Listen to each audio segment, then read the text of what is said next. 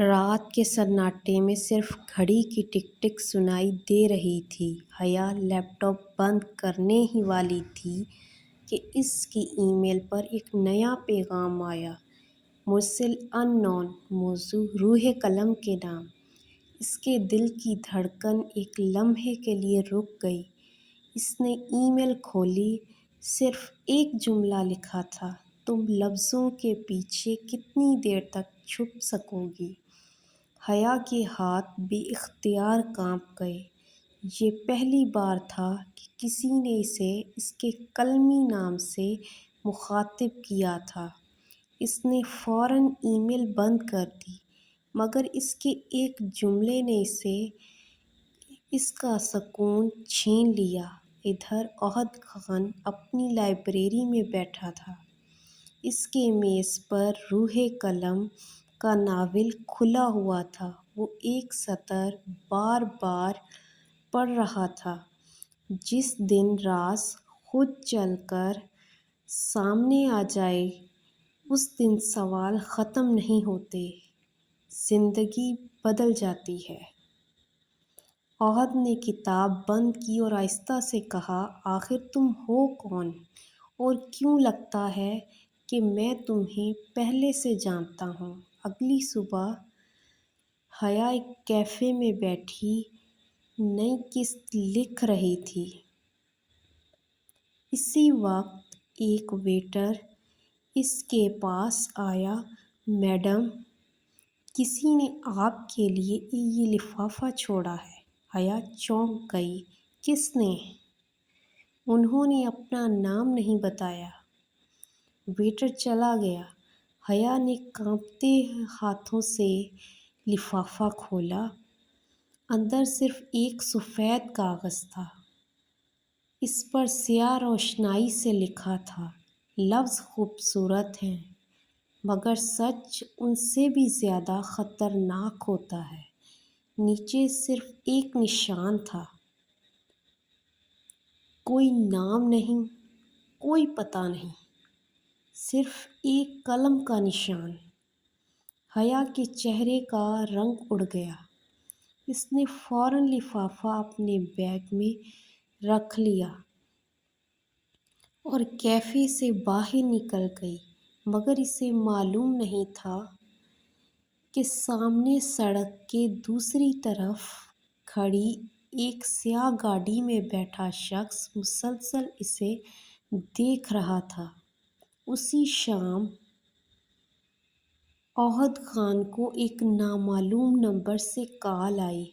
اگر واقعی روح قلم کو ڈھونڈنا چاہتے ہو، عہد فوراً سیدھا ہو کر بیٹھ گیا۔ تم کون ہو؟ دوسری طرف سے ہلکی سی ہنسی سنائی دی۔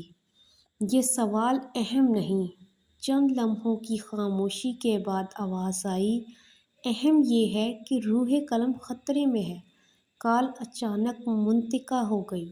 عہد نے فوراً دوبارہ کال ملائی، مگر نمبر بند ہو چکا تھا۔ اس نے اپنی مٹھی بھینچ لی۔ جو بھی کھیل کھیل رہا ہے، اب میں بھی اس کا حصہ بن چکا ہوں۔ اسی رات حیا نے اپنے کمرے کی کھڑکی بند کی، مگر اچانک اسے احساس ہوا جیسے باہر کوئی موجود ہو۔ اس نے پردہ آہستہ سے ہٹایا۔ گلی سنسان تھی، لیکن اس کے دروازے کے سامنے ایک سفید لفافہ رکھا تھا۔ وہ دھڑکتے دل کے ساتھ باہر نکلی، لفافہ اٹھایا اور جیسے ہی اسے کھولا، اس کے ہاتھ سے لفافہ زمین پر گر گیا۔ اس کے اندر صرف ایک سطر لکھی تھی، روح قلم، اب تمہاری کہانی ہم لکھیں گے۔ رات کے 2 بج رہے تھے۔ حیا کے ہاتھ ابھی تک کانپ رہے تھے۔ اس نے ایک بار پھر وہ سفید لفافہ کھولا۔ اس پر صرف ایک جملہ لکھا تھا، روح قلم، اب تمہاری کہانی ہم لکھیں گے۔ اس نے آنکھیں بند کیں اور گہرا سانس لیا۔ یہ کون ہے اور میری شناخت تک کیسے پہنچا؟ پہلی بار اسے اپنی گمنامی کمزور لگنے لگی۔ دوسری طرف عہد خان پوری رات سو نہ سکا۔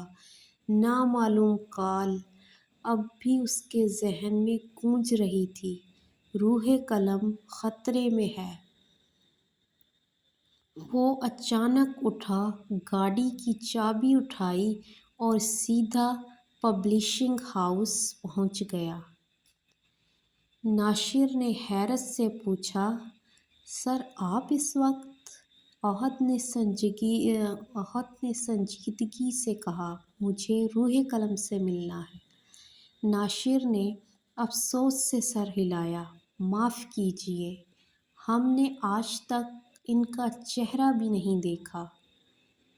عہد نے میز پر ہاتھ رکھا اور دھیرے سے کہا، لیکن کسی نے تو انہیں وہ دھمکی بھیجی ہے اور میں جاننا چاہتا ہوں کہ کیوں۔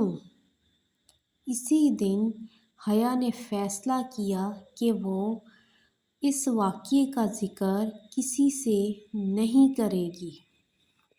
وہ ہمیشہ کی طرح ایک کیفے میں جا کر لکھنے لگی۔ اس نے نئی قسط کا پہلا جملہ لکھا، کبھی کبھی خوف انسان کو نہیں روکتا بلکہ سچ چھپانے پر مجبور کر دیتا ہے۔ اتنے میں ویٹر آیا، میڈم، یہ کافی آپ کے لیے ہے۔ حیا نے حیرت سے پوچھا، میں نے تو کافی آرڈر نہیں کی۔ ویٹر نے جواب دیا، ایک صاحب نے بھیجی ہے۔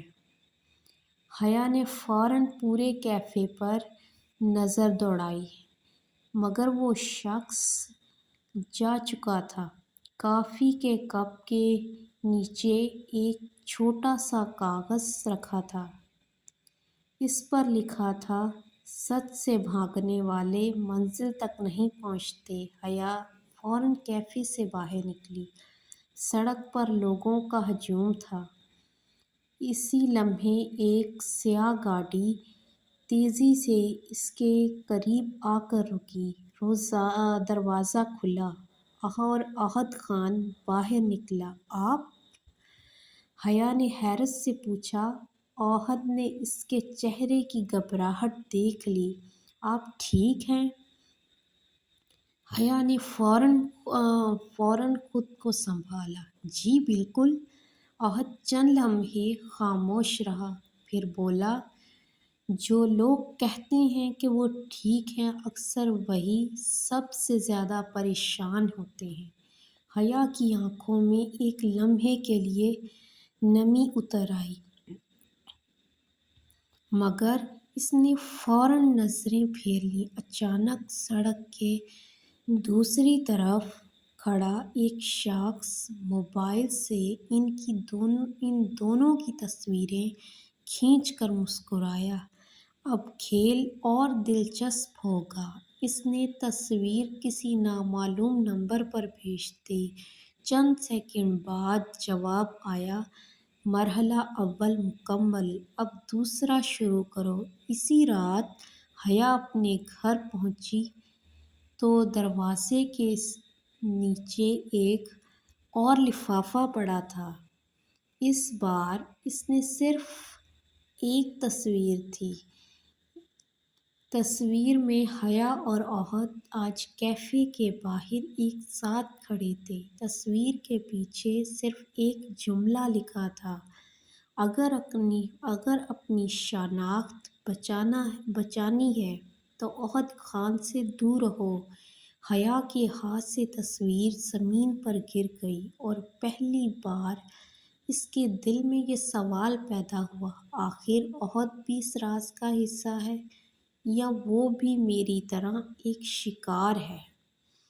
آخر میں میری آپ لوگوں سے یہی ریکویسٹ ہے کہ جن لوگوں کو میرا یہ ناول پسند آیا تو وہ ہماری ویڈیو کو لائک کریں، ہمارے چینل کو سبسکرائب کریں اور کمنٹس میں اپنی رائے ضرور دیں اور ہماری نئی آنے والی ویڈیوز کو ضرور دیکھیں۔ شکریہ۔